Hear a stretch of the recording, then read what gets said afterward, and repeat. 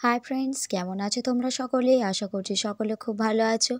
আর আমিও খুব ভালো আছি। কেন বলো তো? ভালো থাকার একটা বিশেষ কারণ হচ্ছে আজকে ছিল আমার জন্মদিন। আর বিয়ের পর বেশিরভাগ মেয়েদের ক্ষেত্রে জন্মদিনটা সেরমভাবে পালন হয়ে ওঠে না শ্বশুর বাড়িতে। আর যখন মায়ের কাছে যাই, মা দিন পেরিয়ে গেলেও মা করে দেয়। অনেক সময় আমার বাবাও আমার বাড়িতে কেক নিয়ে মিষ্টি নিয়ে চলে আসে রাতের বেলা। তো এবারে আর বিশেষ ওনাকে জানানো হয়নি বা কোনো কারণবশত আমার বাবারও খেয়াল নেই। তো যাই পারে হোক, ভাবলাম নিজেদের মধ্যে আজকে একটু সেলিব্রেটটা করে নিই। তার জন্য খুব সকালবেলা উঠে পড়েছিলাম, আর উঠে পড়ে নিজের যে পার্সোনাল কাজগুলো থাকে কমপ্লিট করে নিয়ে আর আমি স্নান সেরে ফেলেছিলাম। তারপরে আমার আনাজ কাটা মোটামুটি কমপ্লিট হয়ে গিয়েছিল, আর আদা রসুনটা ছাড়িয়ে নিলেই আমার একেবারে রান্নার সরঞ্জাম পুরো রেডি। আর রান্নাটা হবে বিরিয়ানি, কেননা বিরিয়ানি হচ্ছে আমাদের মামপুর আর তোমাদের দাদাভাইয়ের খুব প্রিয় খাবার, আর বেশিরভাগ লোকেরই ওটা প্রিয়। আর প্রথমে তো ঠিক হয়নি বিরিয়ানি হবে বলে, সেই জন্য একেবারে আনাজের ট্রেটা নিয়ে বসেছিলাম, কিন্তু তারপরে যখন ঠিক হয়ে গেল আর দাদাভাইও বাজার থেকে একদম চিকেন নিয়ে চলে এসেছিলো। আর তার মধ্যেই আমি বিরিয়ানি চালটা ধুয়ে ভিজিয়ে রেখেছিলাম আর জলটাও ঝেড়ে নিয়েছিলাম অনেকক্ষণ ভিজিয়েছিল বলে। মোটামুটি আমার হাতের কাছে বেশিরভাগ সরঞ্জামই আমি রেডি করে নিয়েছিলাম। আর তারপরে দেখো, গ্যাসের মধ্যে আমি বিরিয়ানি ভাতটা করব বলে জল গরম হতে দিয়ে দিয়েছিলাম। আর জল গরমে আমি এলাচ, লবঙ্গ, দারচিনি আর জয়িত্রী দিয়ে দিয়েছিলাম। এটাও সবাই দিয়ে থাকে, একটু আলাদা স্মেল হয়।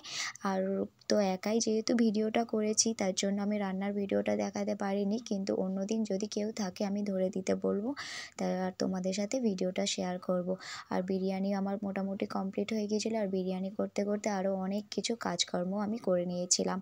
আর বিরিয়ানিটা খুব গরম ছিল, তার জন্য আমি বেশি ঘাঁটাঘাঁটি করিনি।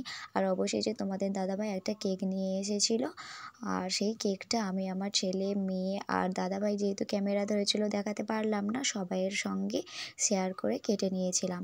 তার জন্য দেখো, প্রথমে বাবুকে কেকটা দিয়েছিলাম। আর আমার ছেলে তো একদমই বাইরের এসব খাবার খায় না, ও গালে দিতেই ভাবলো এটা কি, ওই জন্য ও আর দুবার নিতে চাইলো না। আর আমার মেয়েকে দিয়েছিলাম। এই ছোট ফ্যামিলি আমাদের, এই কজনের মধ্যেই আমরা সেলিব্রেট করে নিয়েছিলাম। প্রথমে একটু একটা অশান্তি হয়ে গেছিলো, তার জন্য মুডটা অফ ছিল। তারপরে এই যখন কেকটা নিয়ে এলো, আমার মুডটা একেবারে চেঞ্জ হয়ে গেল। আর তাই ভাবলাম আমি একটু ভিডিওটা করে নিই। আজকে আর অন্য কোনো ভিডিও করা সম্ভব হয়নি, আর সেই জন্য আমি এটা দিয়েছিলাম। আর অবশেষে অনেকটা বেলাও হয়ে গিয়েছিল, সেই জন্য ভাবলাম একেবারে আমরা খেয়ে নিই। আমরা তিনজনে একসাথে খুব কম সময় খাই, কেননা তোমাদের দাদাভাই দোকান থেকে অনেকটা দেরি করে আসে, সেই জন্য আমি আগে ওদের নিয়ে, বাবুকে মানুকে নিয়ে খেয়ে নিই, তারপরে উনি এসে খায়। কেউ সব দিন তো আর খেয়ে সম্ভব হয় না, সেই জন্যই বলি আজকের দিনে আমরা সবাই মিলে একসাথেই খাবো।